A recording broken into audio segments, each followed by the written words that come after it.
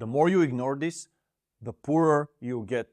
And unless you understand how these things work, it will only get worse with time.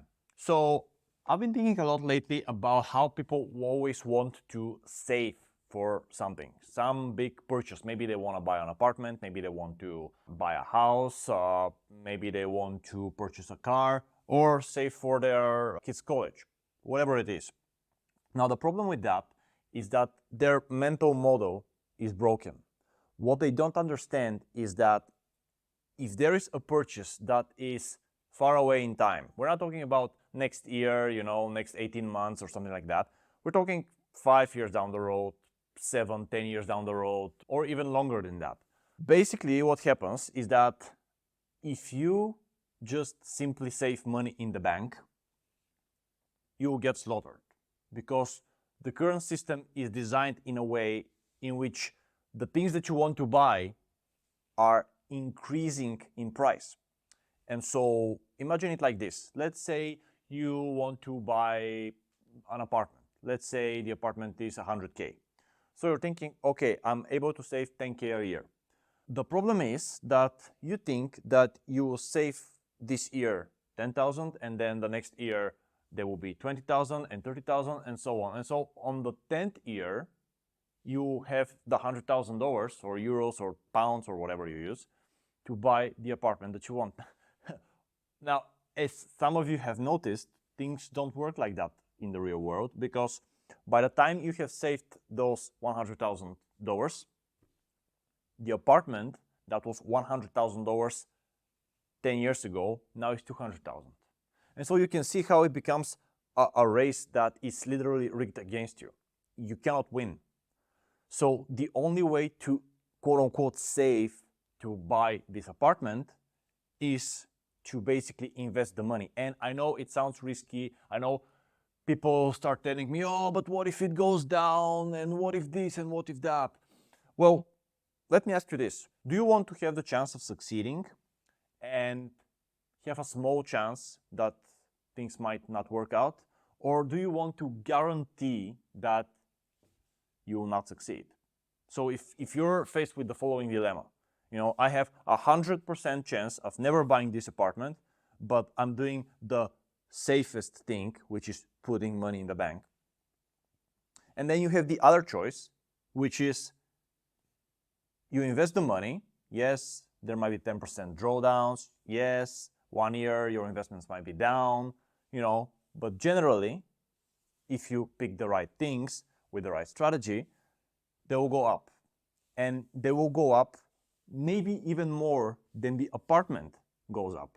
And so in that scenario, let's say that you are still saving $10,000 a year. You save whatever it is. I can't do the math on the fly. Whatever it is a month. And so the money that you save every month goes to your investments. And that's easier now than it has ever been, because you have fractional shares. You can buy stocks for $50. You can buy ETFs. You can do a lot of things. It's not like you have to wait, for example, to have $150,000 just to get in the game. It's not like that anymore. So you basically receive your paycheck, or whatever you do. You receive the money from your clients if you're a freelancer, or maybe you get money from your business, whatever it is. And you invest it, and you do that on a monthly basis. And when you do that, it compounds, and it compounds, and it compounds. So what happens is that maybe on the 10th year, I'm obviously coming up with numbers off the top of my head right now, but it is how it works. So maybe on the 10th year, you still save those $100,000.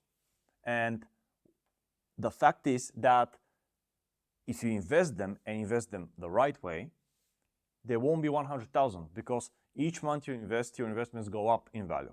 Generally, they go up in value, or you receive the cash flow, you reinvest it, etc. And so on the 10th year, you have still saved $100,000. The apartment that you want to buy, or your kid's college, or whatever it is, used to cost $100,000, but now it's $200,000. Okay, fine. but your investment from the money that you were going to save either way went up to 200,000 as well. And so the apartment or whatever the purchase, the thing you want to purchase went up from 100,000 to 200,000, and then your quote unquote savings, which you invested, were 100,000, but they also went up to 200,000. So now you sell your investments, you cash out, that's what we call it. You cash out and you buy whatever you want to buy. People need to understand that unless you get in the habit of doing this, you get slaughtered. The governments are printing money. The people who are the richest in our society, and by the way, when I say rich, if you're a doctor, you're making 300, 400K a year, you're not rich.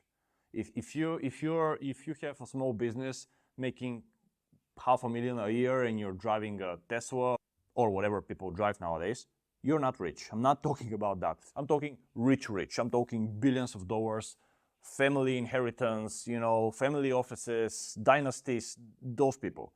Those people are buying up assets because what else they're gonna do with their money? Like if you have a passive income of $60 million per year, maybe you live a very lavish lifestyle and you spend 3, I don't know, 4. I don't know what the hell you're gonna spend $4 million per year for, but let's say you do. Well, you still have 56, let's say $1 million. What are you gonna do? You're gonna buy assets. So the central banks are printing money because the governments are heavily indebted. The rich are buying up assets because, not because they're bad people, just because there's nothing else they can do with that money, and then they don't want that money to rot in the bank. And so these two factors are making you poorer and poorer and poorer over time. And so the only way to play that game is to start investing. Now, however you want to start, whatever you want to do, just pick something. Obviously, you want to research it. You want it to be something that will grow up in value. You don't want to lose your money, etc. But, I mean, just get this in your head. Since the pandemic started, probably, it depends on where you live, whether it's Europe, whether it's the USA, whether it's UK or somewhere else. On average, probably around half of your money has been lost if you just save it for the future. And you know what has happened in that time? The stock market has been hitting all-time highs. Real estate, all-time highs. Gold, all-time highs. Bitcoin, all-time highs. Everything is at all-time highs. And so if you were just saving money to buy an apartment, like some of my relatives do and some of my friends, what do you think is going to happen? Well, you're never going to be able to, because your savings have been halved and the apartment went up 100%. So it becomes an impossible game. So this is the perversion of the society that we live in. I don't like it. I don't think it's a good thing, but that's the game we're playing. The new saving is investing. If you're saving, you're losing money.